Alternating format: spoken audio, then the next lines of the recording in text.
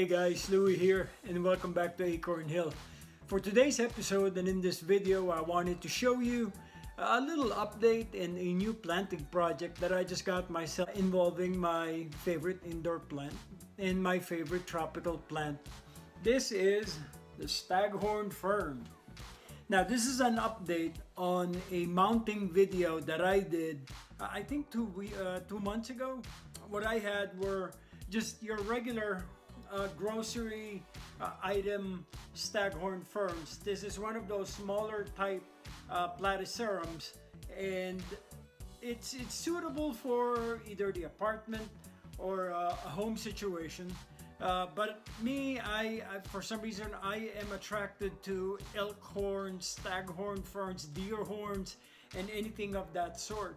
These actually were bought from 3-inch pots. They're tiny to begin with, and 2 months later we have a lot of foliage. I like it when a new shield is formed right down here on the bottom. For some reason, and they do get dry like this, the shield is to protect the root ball of the plant material, and over time I think this one is developing a shield as well. But what I did here was get a burlap. I cut me a cedar board shaped like a shield, much similar to what you see on those hunting lodges, and where an actual head of the deer is mounted. But I figured to further secure the moss, the sphagnum moss and the soil that is inside the sack, I did some wiring on either side with screws, and on the back it's just your basic board on board, couple of screws, a nice wire that you could use to attach this to the wall and hang it with. I also put some bumpers, these anti-slip little bumpers that you could get also from the hardware store, the grocery store. I stuck it right on there so that when we hang this on the wall, then it's pretty secure and good to look at, and it will protect your wall, the mounting surface that it gets on. But what I like about this is look how green, look how healthy the leaves are. And I always get excited when I see one of these little ones coming up. And I think there's another one over here on this side, that one. A staghorn fern obviously is named after the unique growth formation of the fern. This is the smaller baby type, but the big ones that we get to see hanging from the tops of trees, they do have the shape of a horn of an elk or the horn of a deer. So far, this mounting is doing really well, and when it's mounted on the wall, we do get that fresh burst of green during the winter. Because during the winter time, there's really nothing else growing in the garden. When you have a live plant material growing on your wall on a vertical structure, it's nice to look at, and it's refreshing to look at on a gray winter day. How I mounted this is the top of it is pretty open. As you can see, the soil is there. The soil is just basic light potting soil, and I added more. The white material is your perlite, and the perlite gives this soil a whole lot more friability and looseness, so that when we water it from above, see in the forest when they grow, the plant material is open on top, and so that's what I'm trying to simulate here, is that open material on top where the rainwater would come in. These are not very sensitive plants. Some plants require either rainwater or distilled water. This, it's just faucet water. What I do though is, because you never know what chlorine and the amount of chlorine is in the water, I fill up a pitcher full and put the pitcher overnight, and that's what I use to water this plant. All right, now for this other mounting project, look how big that is. This is from a cedar board, and the cedar board, it doesn't rot. It's about 6 inches wide. You get this from Home Depot or Lowe's. But what I did was I stapled burlap all around to create a pocket, and the top is open that I just secured with staples, as you can see. But this slit right here is what's overlapping one on top of the other to envelop,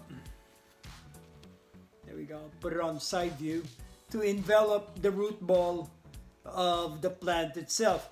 From here all the way down, that's all moss. That's all sphagnum moss that you could get. Or if you're living in the Philippines, which some of my subscribers are, I would use coconut husks. You know, like separate them, shred them, whatever you have to do with them to fill in the bottom part of the sack. And you hang this on the wall again, because 2 screws wired to act as a hanging unit. And this is what it looks like. And on this one, I think it's growing 2 shields at one time. So it'll be that one right there. Let's move this leaf out of the way. Got to be careful with it so we don't break it off. But there's that shield, the first one, and there's another one growing right underneath the first one, which is over here. Now these are sensitive and crispy live fronds that I don't want to finagle it too much and break off and crack. But another project that has grown, this has stayed in our house between late spring and in through the entire summer, and it will be ready for displaying properly during the winter time. Again, just hang it on the wall. Instant vertical planting, instant vertical interest. Really good for any apartment situation or any home situation. The next segment of this video, I will show you what I did with 4 bigger, like 2 times the size of this, bigger per plant, that I had to put to create a bowl, a hanging bowl, a hanging basket filled with these plants. I first saw that application at the New York Botanical Garden, and ever since I've always wanted to have my own. But I hope you learned something new about that example project is made of along the way when I give you the video. But for now, like I said, I'm always excited to show you progress and updates of planting projects and anything that we do here on the property. It's something easy to do with the right material. It's one of the easiest things to do on a gray winter day, or if you're really inspired at any given time during the year. As I mentioned earlier, for my latest Staghorn Fern planting project, I wanted to mount and plant 4 Staghorn ferns that will form and will grow into a shape of a ball as it matures. Here I will be using a plastic strainer that I got from the dollar store. In this clip, what I'm doing is I'm deconstructing the plastic strainer by forming holes. Using a pair of pliers, I'm cutting away parts of the strainer so we could get the appropriate hole for the planting for each individual Staghorn fern.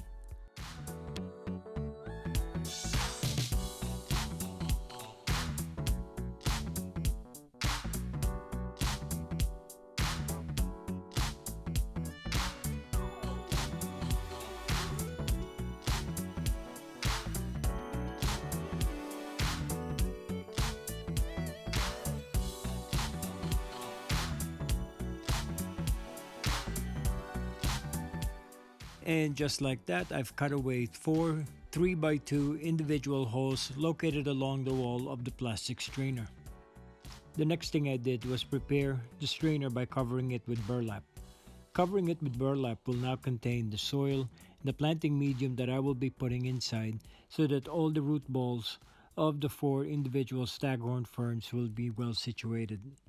To secure the burlap along the side of the strainer, I used a good length of wire, threading it in and out through the holes of the burlap and through the holes of the basket.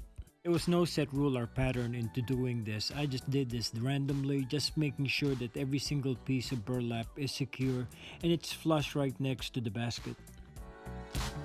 For the top edges of the burlap, I folded it down and into the inside of the basket, used the copper wiring, and just did a random stitching up and over the edge, making sure that every single part of that top edge is secure, is flush, and it's clean.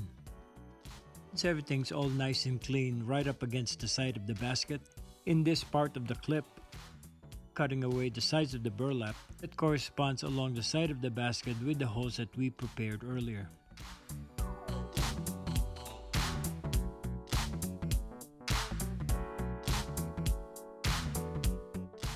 Alright, so let's talk a little bit about the specimen staghorn ferns that we got from our local nurseryman. These ferns came in the standard 4-inch pots and have been grown to mature in 2 months in the greenhouse.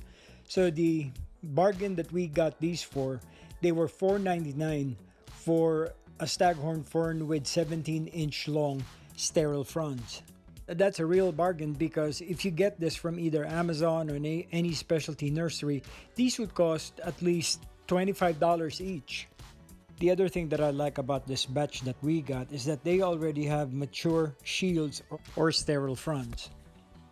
To easily mount and plant the staghorn fern into the pot, what I did was I got a separate terracotta pot where I sat the basket with the burlap on top of it. This will allow safe and easy access for me to plant the staghorn fern into. The fronds of the staghorn fern, or any staghorn fern for sure, they are fragile and careful handling of them is key.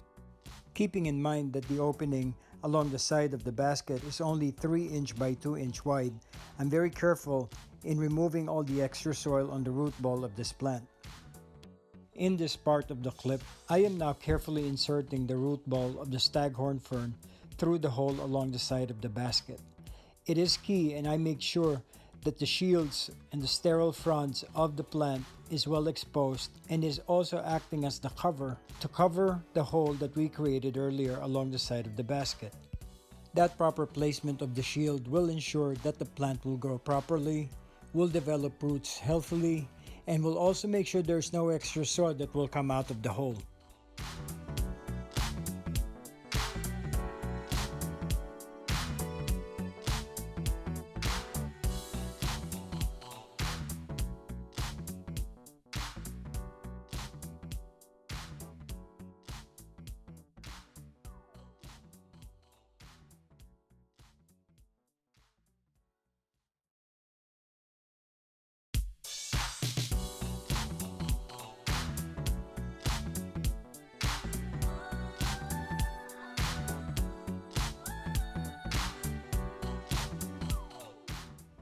Alright, now that's the last of the 4 plants that I had to insert into the holes that we have along the side of the basket. Careful inspection, careful adjustment, careful planting is important to do at this stage. What we will do next is we will place potting soil, vermiculite, perlite, some peat, and sphagnum moss to ensure proper drainage. We don't want these plants sitting in water and sitting in too much moisture.